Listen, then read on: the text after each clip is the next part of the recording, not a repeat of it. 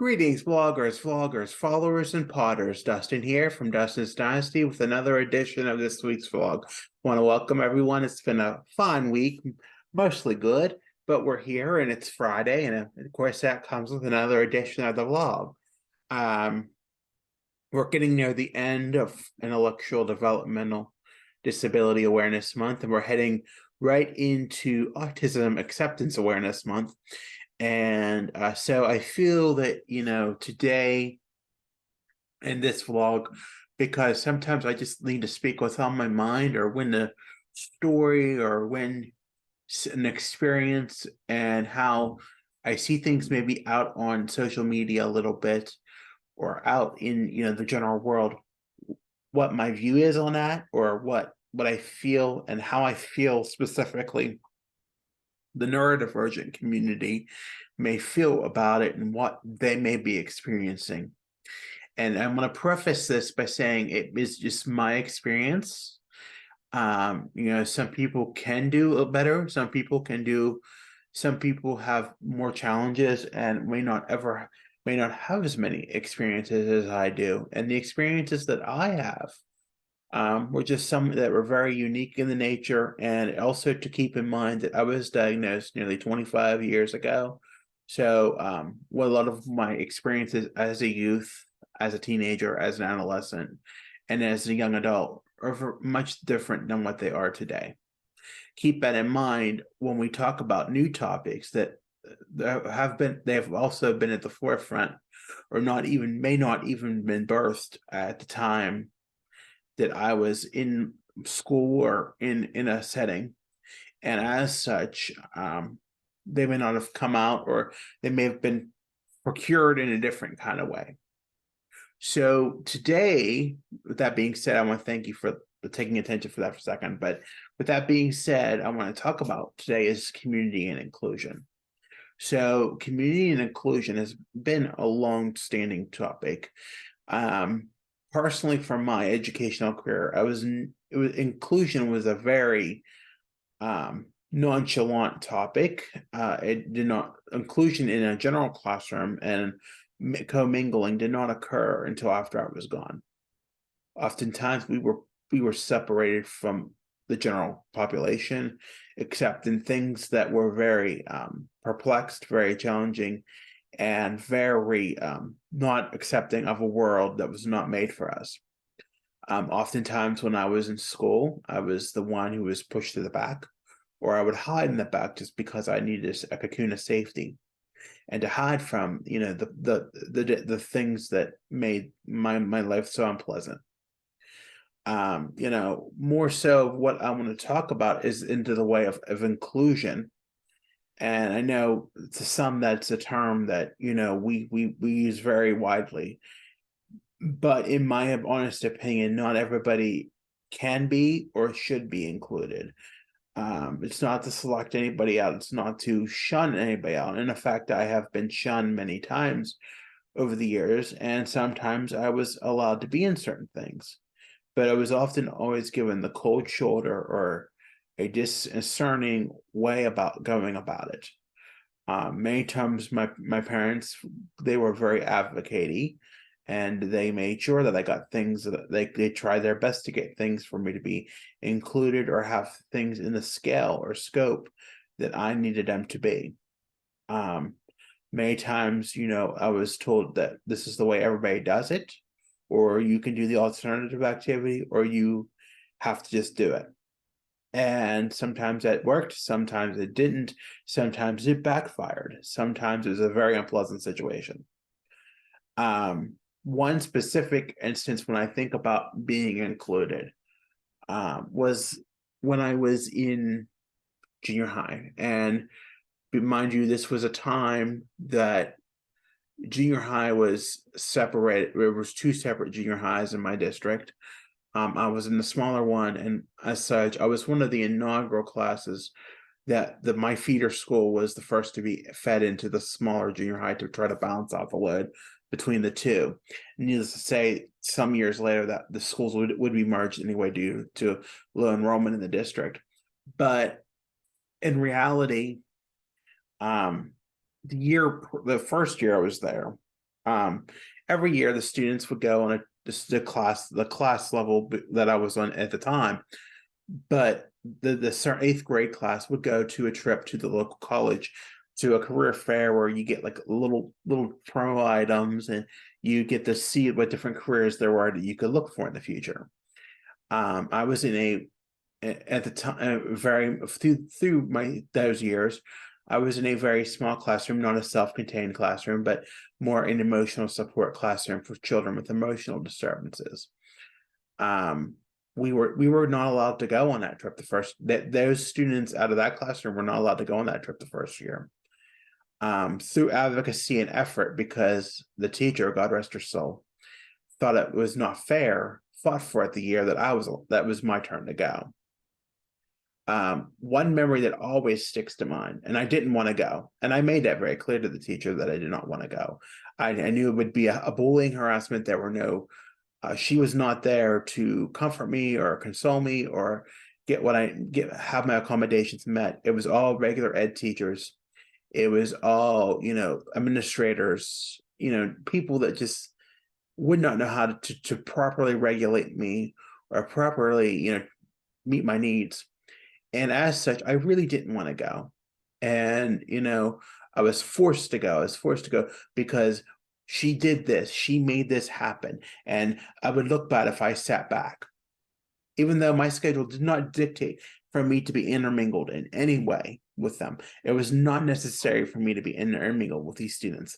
But somehow, because this teacher had fought long and hard for us to go, she wanted to make sure I was on that bus to go. And granted, I did not ride the bus to school. I rode a small van. But that day we took the big bus. And as a big bus, we're talking 18 rows of seating, 72 to 96 students in the bus can capacitate. We had about 100 eighth graders in our small school. And to give and take the absences of the day, the bus was pretty full. When I went to load the bus, no one would let me sit with me. It was like, and then not to compare it too much to hold a light to a candle, but it was pretty much like, it felt so discriminated and so horrible and so bullied at the time. And I was not allowed to sit anywhere. I had to sit next to boxes, and the teacher had to scoot into a next seat. That's how bad it was. And I felt so miserable and so bullied, and I just hated going. And I just wasn't happy at all being there. And it was just such a miserable experience. We're talking a college gym that is no more because they built a bigger one. But it just, the acoustics, the sound, the intermingle, and as such, intermingle from the other junior high across the town. It was just so not right. And it was one of many things that started the catalyst going that year to make sure that I did not go to that I left the school for good before the school ended off for the year, and was put in a series of inpatient hospitalizations in the course of that year. I was already spent one hospitalization near the end, and then I was automatically not allowed to return to school. But that was back then, and things have changed. But since I left school, and granted, when I went back, I had left the district for a year, and at the emotional support level, they did not have that in the district I was being served by a residential school. So I was referred to learning support, and I excelled very well in there. And when I came back to my home district, I was allowed to finish my school career in learning support. And quite frankly, I had minimal issues and did quite well. Thankful to the residential treatment, thankful to the learning of services and the adherence of services and making the inclusion. But it's all about, this inclusion piece that really tears at me a bit, because when there was such a push to be included, but sometimes it's just in a world that's not made for us as autistic people, or whatever challenge we may be facing. That we're telling, this was an example of saying I didn't want to do it. And there's a difference between not wanting to do something and knowing you can't do something. I think that's the thing. If I'm telling you that I don't want to do something, it's because I don't want to do it. It's not because I don't like intermingling. It took me lots of years and lots of social skills to learn that.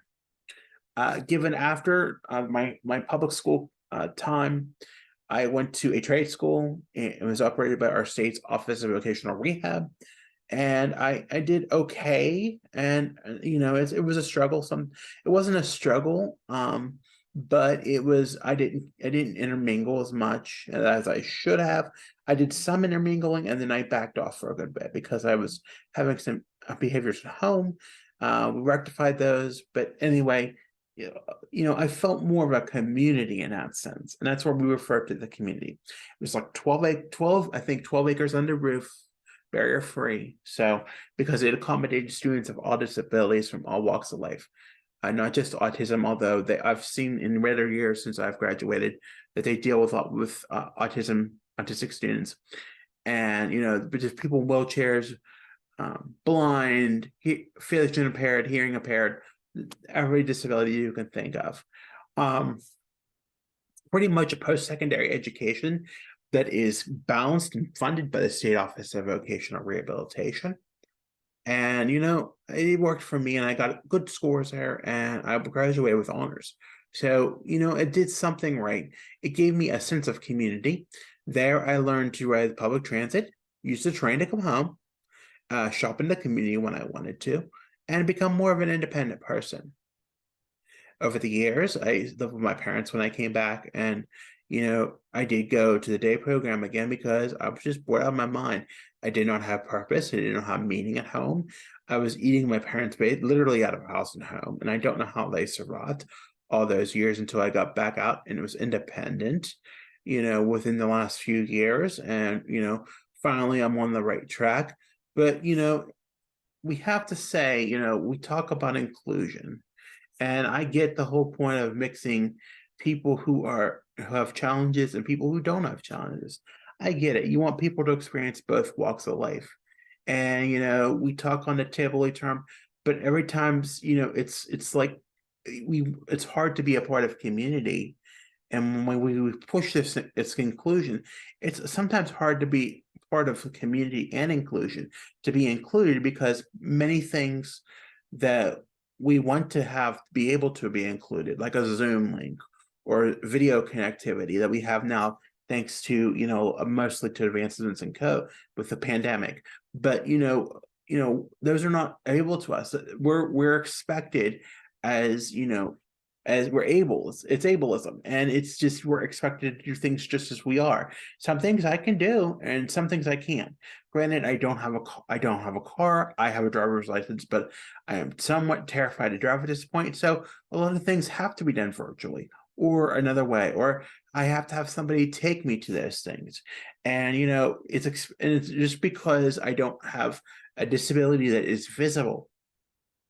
And it doesn't mean I don't want to be included. And what also means I don't want to be included. I want to pick and choose what I want to be included in. I want to participate in things just as much as any other city resident. I want to be able to do things. But when you do things like, if you want to give your voice or your concern as a resident, or you want to do things that other residents can do, but you lack the simple things as like transportation, adequate transportation, safe transportation, your own able transportation, and you're not giving them, you're shunned out of that. It is still not inclusion. It's still not a part of what the real meaning is. We want to be part of your community. And sometimes people, whether from all walks of life, whether being from the autism community or any disability community, are still ableized and not given the opportunities that that many neurotypicals take for granted. And it's challenging and it hurts sometimes. But we want to be part of the community, and we want to be included in our own very special way. We need things that we need our accommodations. We need reasonable accommodations. Should include transportation. It should include, we're in the technology age. It should include a virtual link or at least a phone link to something. Sometimes we just need that. We want to be included. We don't want to be shunned out just because we have challenges or difficulties. Just it's challenging. It really is, in a sense, very challenging to understand the effect that it puts on you.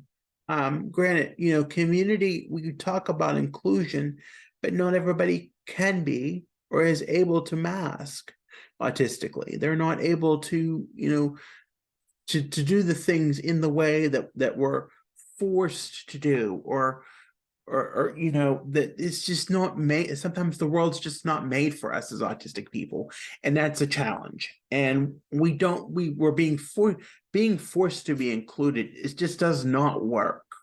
It does not work, and does not make things pleasant for us. And it puts us back into meltdown, regression, and pushes us back even further. Being a part of the community, we want to live in a community such as I do, and I love my community. I would not live anywhere else. This is a safe community. It's a small city of about 7,000. And, I love my community. It's a beautiful community. It's very progressive. The town is rebuilding itself after a massive decline. But, it takes time. It takes knowledge. Um, I'm very fortunate to be where I'm at in my community. I sometimes was discouraged for the last few years, and now I'm just finally being happy with it. And I like to participate in my community just as much as anybody else. But I need some balance to live equally on the ground and be able to do the things that my neighbors or anybody else like to do. I was able to participate to get a bin for recycling last week. And I had to advocate. I sort of advocated, or I believe I paved the way for that to happen in our public housing complex, because I wasn't sure if that was going to be allowed, and I needed to clear that, needed to make sure, and thankfully it was, and I'm very proud of myself for that. It opened some doors, but hopefully we're starting to make progress, in making sure that everybody is treated fair. Just because of everybody is treated fair and not discriminated based not only on their address, but not only because of their challenges, but because they are human, and everybody deserves to be equally treated. I've always said that 100%.